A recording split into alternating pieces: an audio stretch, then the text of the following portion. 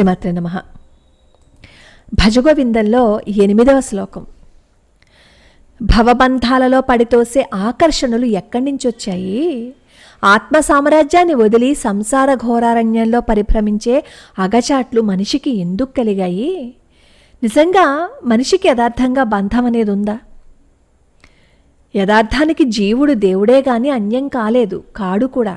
తాను ఎవరో తనకి తెలియకపోవటమే బంధాలు అనే అనర్థాలకి కారణం. దానికి విచారణ కన్నా మరో మార్గం లేదు. ఈ శ్లోకంలో శంకరాచార్య స్వామి వారు అడుగుతున్నారు, నీ భార్య ఎవరు, నీ కొడుకు ఎవరు, నువ్వెవరి వాడవు, ఎక్కడి నుంచి వచ్చావు సోదరా, నువ్వు తత్వచింతన చెయ్యి అని చెప్పి అడుగుతున్నారు. మనకి గజేంద్ర మోక్షణ ఘట్టంలో ఒక పద్యం, అద్భుతమైన పద్యం రాశారు పోతన గారు. లావొక్కింతయు లేదు ధైర్యము విలోలంబయ్యే, ప్రాణంబులున్ ఠావుల్ దప్పెను, మూర్ఛ వచ్చే తనువుండెస్సెన్, నీవే తప్ప ఇతః పరంబెరుగా, మన్నింపదగున్ దీనునిన్, రావే ఈశ్వర కావవే వరద సంరక్షింపు భద్రాత్మక. అద్భుతమైన పద్యం. ఇంద్రద్యుమ్నుడనే రాజు అగస్త్య మహర్షి శాపం వల్ల త్రికూట పర్వతం మీద ఉన్న ఒక ఏనుగుల గుంపుకి రాజుగా పుట్టాడు. ఒకసారి ఆ గజరాజు సరస్సులో జలక్రీడలు చేస్తుంటే ఒక మొసలి పట్టుకుంటుంది. ఆ మొసలి కూడా శాపం వల్ల జంతు జన్మ ఎత్తిన ఓ గంధర్వుడు. కరికి మకరికి 1000 సంవత్సరాల పాటు ఘోర యుద్ధం జరిగింది. కాలం గడిచిపోతోంది. గజరాజు అలసిపోతున్నాడు. ఎంత ప్రయత్నించినా కానీ ఆ మొసలి బారి నుంచి బయటికి రాలేకపోతున్నాడు. భగవంతుడి దయ లేకుండా ఈ యుద్ధం గెలవలేనని తెలుసుకుని అప్పుడు పిలిచాడనమాట. ఏమని? లావొక్కెంతయు లేదు అంటే నా దగ్గర శక్తి కొంచెం కూడా లేదు, నా ధైర్యం చలించిపోయింది, నా ప్రాణాలు ఠావులు తప్పిపోతున్నాయి అంటే స్థానాలు తప్పిపోతున్నాయి, మూర్ఛ వస్తోంది, శరీరం అలసిపోయింది, పోరాడడం చాలా కష్టంగా ఉంది, నువ్వు తప్ప నాకు ఇంక ఏ శక్తిని ఎరగను, నన్ను మన్నించు, దీనుణ్ణి ఆర్తిగా ప్రార్థిస్తున్నాను, రావయ్యా ఈశ్వరా, కాపాడయ్యా, నన్ను సంరక్షించయ్యా పుణ్యాత్ముడా అంటూ ఆర్తిగా గజేంద్రుడు వైకుంఠవాసుణ్ణి పిలిచారు. ఎప్పుడైతే వైకుంఠవాసుణ్ణి పిలిచారో అక్కడ అలవైకుంఠపురంబులో నగరిలో ఆమూల సౌధంబు దాపల మందార వనాంతరామృత సరః ప్రాంతేందు కాంతోపలోత్పల పర్యంక రమా వినోదియగు ఆపన్న ప్రపన్నుండు విహ్వల నాగేంద్రము పాహి పాహి ఎన కుయ్యాలించి సంరంభియై.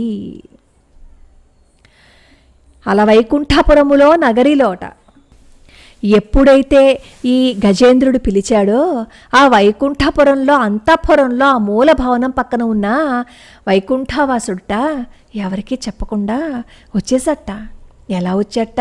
సిరికిన్ చెప్పడు శంఖచక్ర యుగమున్ చేదోయి సంధింపడు, ఏ పరివారంబును చేరడు అభ్రగపతిన్ పన్నింపడు, ఆ కన్నికాంతర ధమ్మిల్లము చక్కనొత్తడు, వివాద ప్రోత్థిత శ్రీ కుచోపరి చేలాంచలమైన వీడడు గజప్రాణ వనోత్సాహియై. ఇలా పిలుస్తున్న పుట్ట వైకుంఠవాసుడు లక్ష్మీదేవితో ఉన్నారు వైకుంఠంలో. తన భక్తుడి యొక్క బాధ విని ఆగలేకపోయారు. ఉన్న పలానా ఆ భక్తుణ్ణి కాపాడడానికి బయలుదేరిపోయారు. సిరికిన్ చెప్పడు, లక్ష్మీదేవికి చెప్పలేదుట. శంఖచక్రాల జతను 2 చేతుల్లోనూ ధరించలేదుట. ఏ పరివారాన్ని పిలవలేదుట. అక్కడ పక్షుల రాజుని పిలవలేదు, ఎవ్వరినీ పిలవలేదు. ఆ చెవుల మీదకి వచ్చేసిన జుట్టును కూడా సరిగ్గా ఒత్తుకోలేదుట.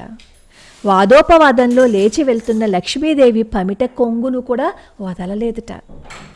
ఏనుగు ప్రాణాల రక్షణ ప్రయత్నంలో పడ్డవాడై గజప్రాణ వనోత్సాహియై అని, రాను నన్ను రక్షించు, నేను నిన్ను తప్ప ఇంకెవరిని తెలుసుకోలేను అంటే హడావుడిగా బయలుదేరారు. హడావుడిగా బయలుదేరుతున్నప్పుడు మనతో ఎవరు వస్తున్నారు, ఏమున్నాయని మనం ఎలా చూసుకోము?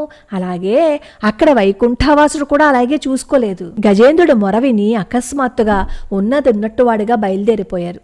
ఎవరికి ఏమీ చెప్పకుండా, ఎవరిని ఏమీ పిలవకుండా.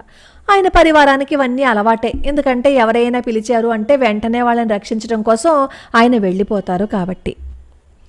అలా ఎప్పుడైతే గజేంద్రుడు పిలిచాడో, ఎప్పుడైతే ఆర్తిగా రావయ్యా నన్ను కాపాడు అని అన్నాడో బయలుదేరి వచ్చేశారు.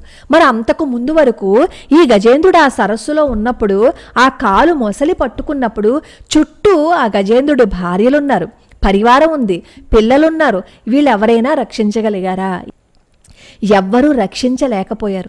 తన చుట్టూ తన వాళ్ళు అందరూ ఉన్నా బయట పడేయలేకపోయారు. రక్షించిందెవరు? వైకుంఠవాసుడు, ఆ పరంధాముడు మాత్రమే రక్షించగలిగాడు.